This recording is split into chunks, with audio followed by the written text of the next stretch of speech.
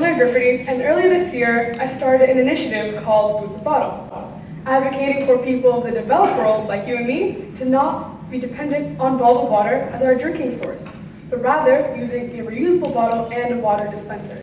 Now, Ms. Russell is completely right. Everyone who has a blue sweater moment remembers it. I distinctly remember mine. It actually happened down that hallway in Mrs. Rogers' 7th grade science room. She showed us a video called Story of a Bottle, and that's what set me off and brought me here today to Boot the Bottle. But what if I told you that this campaign against plastic water bottles is actually about social justice? It's about people. Being dependent on plastic water bottles deprives you of your money, damages your health, emits CO2, impacts everyone, and unfairly harms people in developing countries. We should boot the bottle. Booting the bottle will save you money. In your first year of switching to a reusable bottle, you yourself can save up to 140 dirham. And collectively as a high school, over 50,000 dirham can be saved. Now, if you continue this trend for 4 consecutive years, you yourself can save up to 680 dirham, more money in your pocket. But now, the high school collectively, over 200,000 dirham can be saved. The possibilities are endless for what that money could be put toward instead. Booting the bottle will save you money, and it can save your health, as bottles are made from PET and BPA petroleum, which leaches into the water and into your body as you drink from it. And BPA is linked with diabetes, cardiovascular diseases, and interferes with reproductive development, according to the Harvard School of Public Health. Now, the plastic is bad for you, but even the water it is packaged in is bad for you as well. The Environmental Working Group, to test on 10 brands of bottled water, found 38 contaminants, including what you see here: arsenic, radioactive isotopes, fertilizer residue, urban wastewater, caffeine, pharmaceuticals, and a variety of cancer-causing byproducts.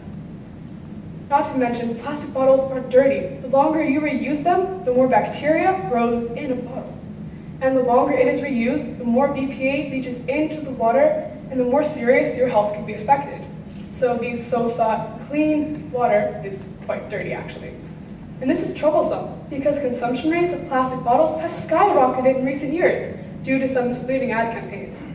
And yes, plastic bottles do impact consumers' health, but also it impacts the entire world, as plastic bottles emit monstrous amounts of carbon dioxide during production and transportation.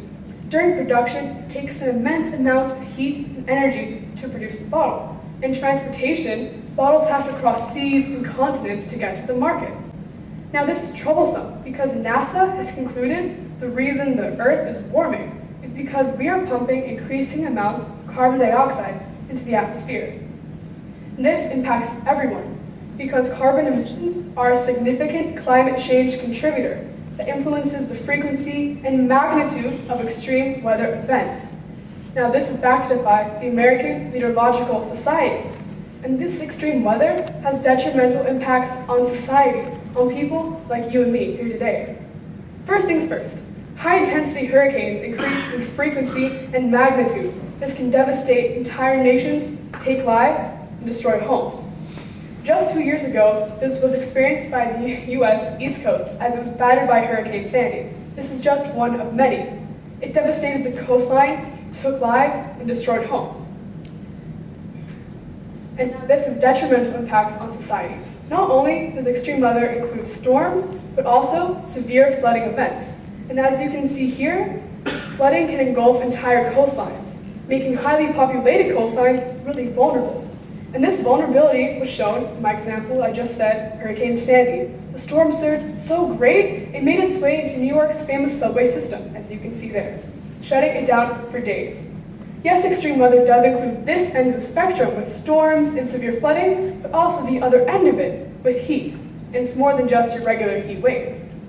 Rising temperatures influence the frequency and magnitude of droughts, causing widespread crop failure, driving down food production, driving up food prices. And who wants more expensive and less available food?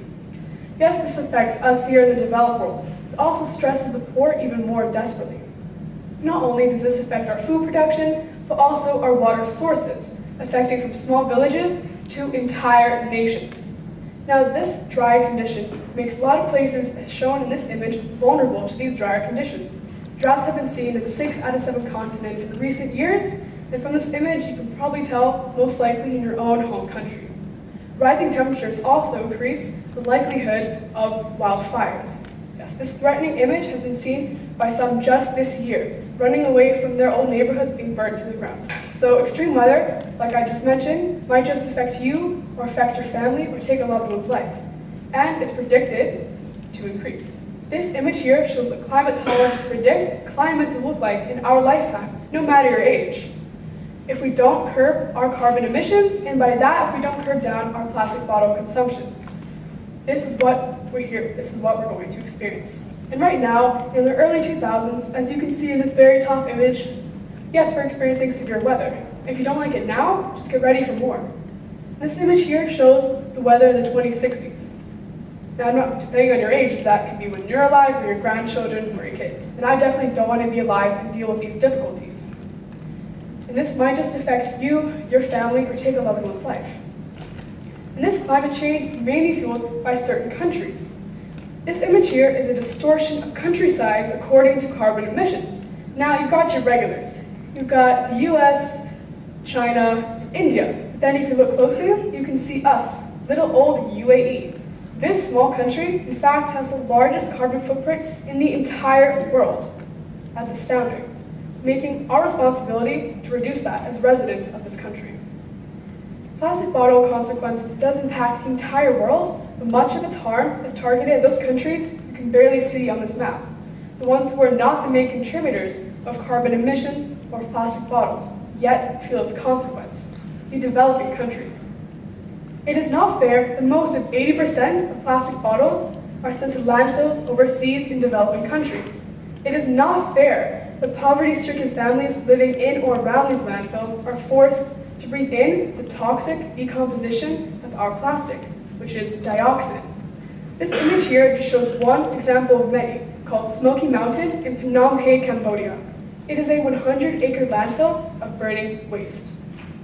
Smoky Mountain gets its name from the white fumes that rise from the burning trash, fumes of dioxin and heavy toxic metals, which leads to serious health effects. And each day, 2,000 workers work in or around this landfill and forced to breathe in this dioxin. But mind you, some of these workers aren't just old men. 1/4 of these workers are children.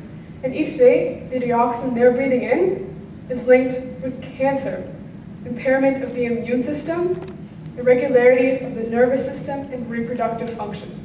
These children across the globe are feeling the detrimental impact of our plastic and our waste. How is that fair?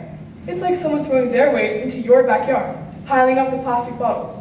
So you are the one breathing in this dioxin, and you are the one who may get cancer.